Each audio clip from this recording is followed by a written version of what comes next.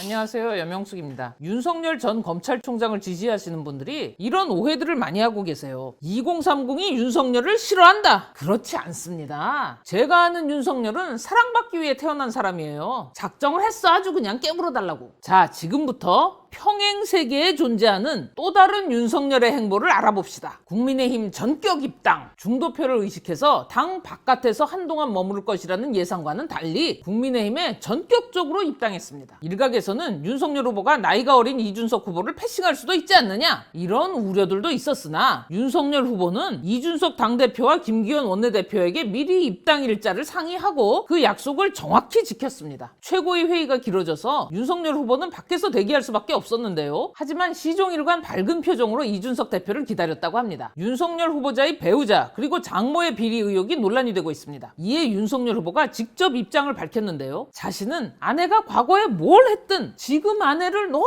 사랑하며 만약 대통령과 아내 둘 중 하나만 선택하라 한다면 미련 없이 아내를 선택할 것이라 말했습니다. 윤석열 후보 발언의 영향이었는지 대부분의 여초 사이트에서는 그녀들이 할 수 있는 최상위 칭찬인 윤갓 양남이라고까지 불리고 있으며 국민의힘을 향한 여성 지지율이 폭발적으로 증가하고 있다고 합니다. 북한의 무력 도발에 관한 입장, 윤석열 후보는 천안함 폭침을 비롯한 여러 무력 도발에 대해 남북 대화와 교류의 필수 조건으로 북측에 사과를 내걸었습니다. UN 대북 제재를 피해가면서 대북 지원을 하는 일은 결코 없을 것이고 남북 관계의 진전, 인도적 대북 지원과 대화는 북한 비핵화의 진전 상황에 달려있다고도 덧붙였습니다. 경준이 봉사활동 참여, 국민의힘 경선준비위원회에서 주관한 봉사활동 행사가 있었습니다. 헷갈리시면 안 됩니다. 이준석 대표가 마련한 자리가 아니고 경준위에서 마련한 자리입니다. 제가 순서를 간단히 말씀드리면요. 이준석은 봉사활동이든 토론회든 설계 안 해요.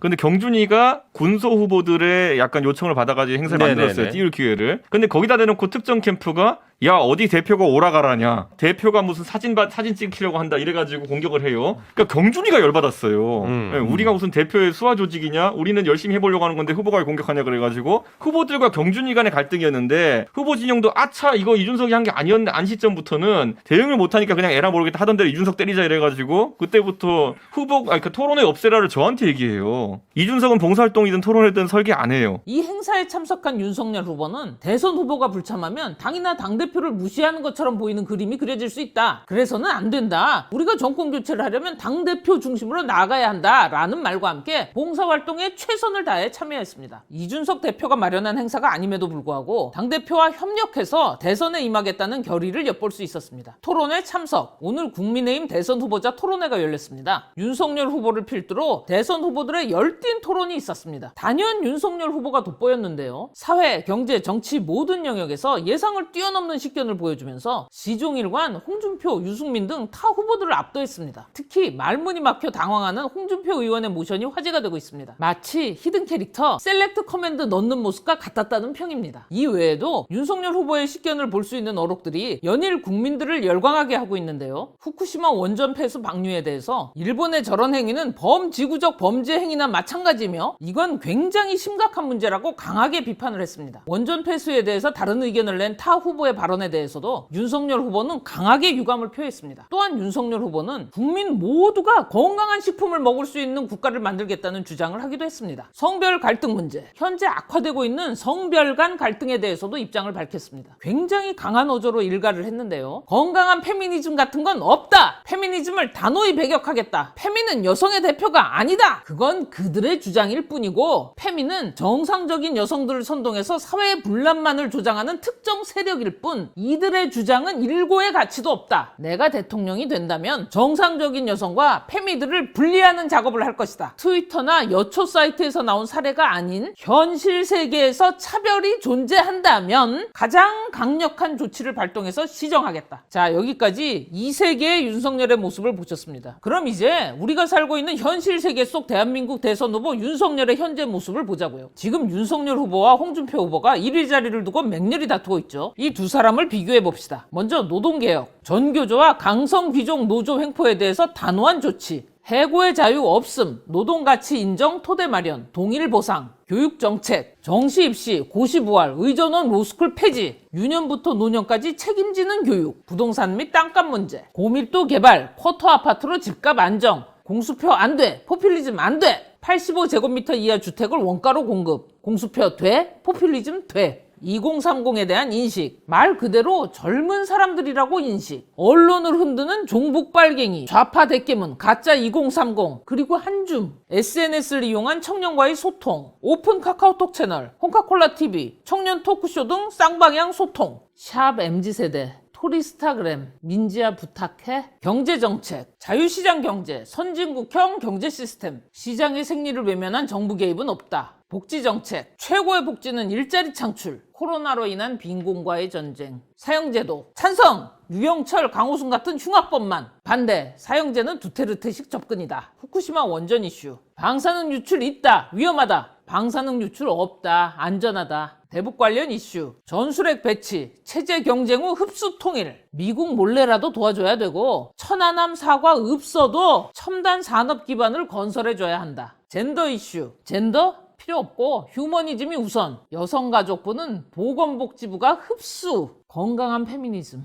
여가부 폐지 반대, 여성폭력은 무관용 원칙, 전 여가부 장관 영입, 당대표와의 관계, 공정을 기반한 협조, 흔들흔들 쉐킷쉐킷, 역선택 방지, 반대, 찬성, 토론, 좋아!